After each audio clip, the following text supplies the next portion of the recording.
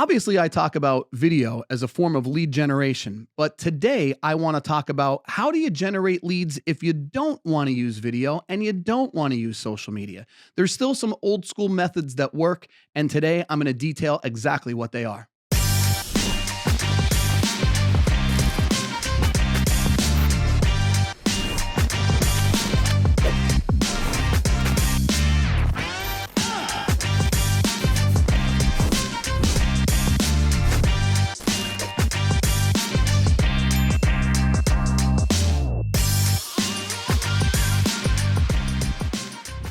So for me, I'm a big believer in video to create personal brand and to help you grow your business and to grow your market share and whatever else there may be. But I know there's a lot of realtors out there, and they say it to me all the time. They'll say, Dave, I don't know how you do it. I don't know how you do video. It's something that I just would never feel comfortable doing.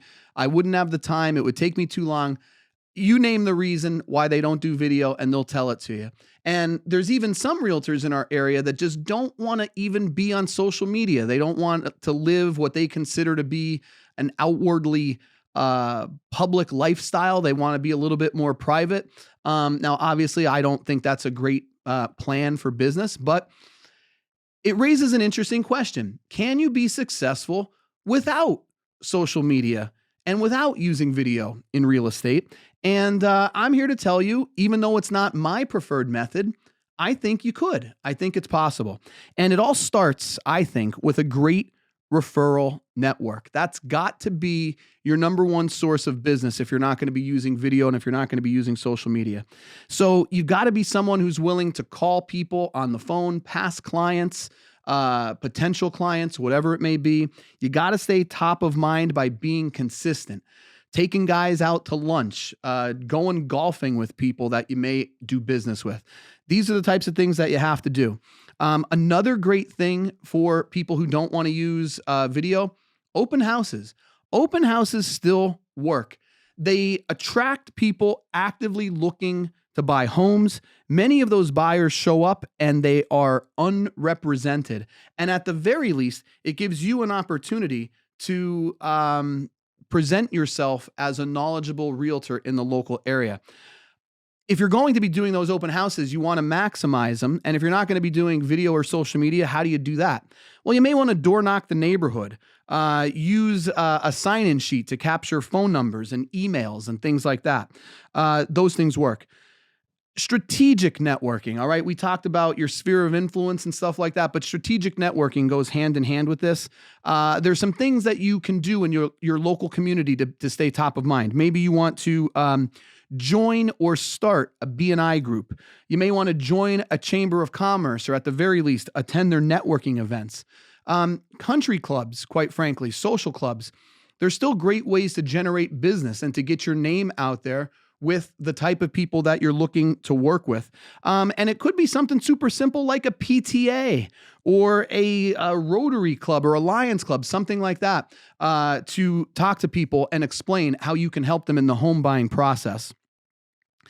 If you don't want to use video or social media, another thing I think you could do is to host like hyper local events and workshops. And I think we know what those are, right? That's your home buyer seminar. That's your investor meetups. If you work in an area where there's a lot of retirees, you might want to have a seminar on how to downsize. You may want to organize community cleanups, neighborhood meetups, whatever there may be.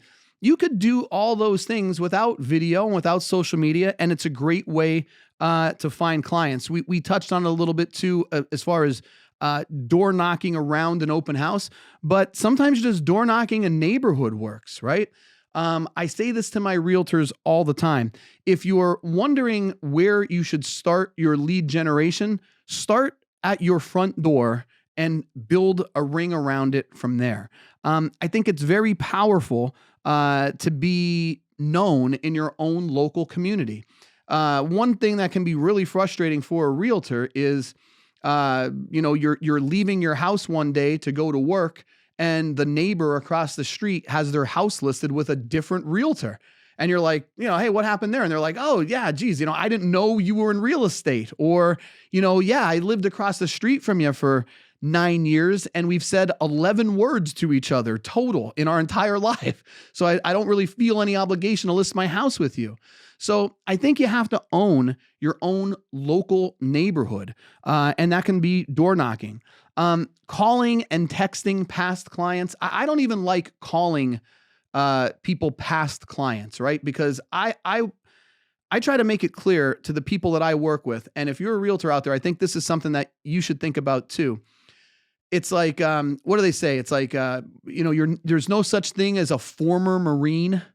Like you may not be an active duty Marine, but once you're a Marine for life. Like that's the thing, right? And I think as realtors, we need to think about our clients that way. We don't have past clients. We have clients. People who bought houses from us in the past, but that doesn't make them a past client. They're still a client. And the best source of new business in a lot of cases is old business. Nobody knows the way you work, and nobody knows your negotiation skills and your ability better than someone that you helped buy or sell a home. So you have to stay in touch with those people.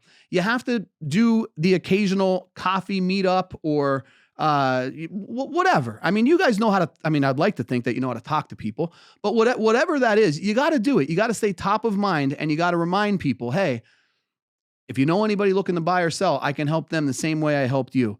So you got to stay in touch by calling, by texting, by doing little meetups, whatever it may be, and eliminate that thought of a past client. And another way, the last way that I'm going to talk about today, don't rule out, I think we're starting to see these more. For a while there, post-COVID, it was like, oh, do you want to work expireds? And people be like, yeah, I would love to. If a house ever expires again, I'll be sure to call them. Well, expired listings are starting to come back now, right? So that can be a great source of business. For sale by owners can be a great source of business, right? So you want to look up those for sale by owners, reach out to them. You want to look at an expired listing and reach out to them. And not just reach out to them, but maybe reach out to an expired listing and say, hey, the reason I think your house may not have sold is because you had terrible photos. That's something I can address, and that's something that I think will give you a better result if you were willing to work with me. Don't just call them and ask them to list their house. Call them with suggestions on what you could do or how you would do it better, which might get them the result that they're looking for. Recently, a study came out and said there are fewer people selling their house for sale by owner than ever before. More people are working with realtors than ever before. And that's not by accident, guys. It's really hard to sell a house, especially when you consider all the steps of the process, right? So maybe reach out to those for sale by owner people and say, hey, look, I see you have your house listed, but if it were my listing, here's a piece of advice that maybe I would do. Maybe that would help you. Sometimes you win over a for sale by owner by offering them help, by telling them the things that you would do differently. Because a lot of times when people try to sell their house for sale by owner, they actually think they're doing a great job. They don't realize all the things that they're not doing. And if you bring those things to their attention, now all of a sudden they think, boy, you know what? Maybe I do need to work with a realtor, and you seem to be pretty knowledgeable. Maybe I could start with you. Hey, do you think you could list this house for me, right? So could you be successful in 2026 and beyond if you don't want to be on social media and you don't want to be doing a bunch of videos? Yes, I think you can be successful. And I talked a little bit about some of the things that you need to do. They may sound like a lot of work, and the reason they may sound like a lot of work is because they are. But everything's hard, guys. You just get to pick which hard you choose, right? Making videos is hard, all right? So is calling for sale by owners or expired listings. But if you're not willing to do the video, if you don't want to take part in the social media aspect of marketing, these are the types of things that you can do and still be a successful realtor in 2026 and beyond. Thanks for joining us for today's episode, everybody. If you want to hear more content, follow us at Real Estate Right Now Pod on YouTube. Once you're there, don't forget to subscribe and leave a review. And if you want to follow me directly, check me out. It's Dave Wychok at Facebook, LinkedIn, TikTok, Instagram, all the socials that you're already using.